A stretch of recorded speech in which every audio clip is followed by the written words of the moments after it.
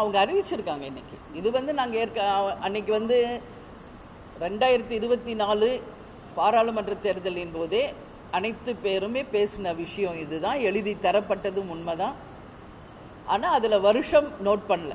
அப்போ நாங்கள் கேட்டோம் வருடம் எழுதி தரணும்னு. அப்போ அண்ணன் சொன்னார், அது வருடம் நோட் பண்ணி தர்றது வழக்கம் இல்லைம்மா, உறுதியாக உங்களுக்கு தருகிறோம் அப்படின்னு சொன்னார். அது 26ன்றதை இப்போ அறிவிச்சிருக்காங்க. அதனால் தேசிய முற்போக்கு திராவிட கழகமுமே இங்கு நடக்கின்ற அனைத்து நகர்வுகளையுமே தேர்தலை ஒட்டிய அரசியல் நிகழ்வாக தான் நான் பார்க்குறேன். அதனால் தேமுதிகவுமே 2026 ஜனவரி மாதம் 9ஆம் தேதி கடலூர் மாவட்டத்தில் எங்களுடைய நிலைப்பாடு, கூட்டணி எல்லாமே நாங்கள் அறிவிப்போம் என்று நாங்கள் ஏற்கனவே சொல்லியிருக்கோம்.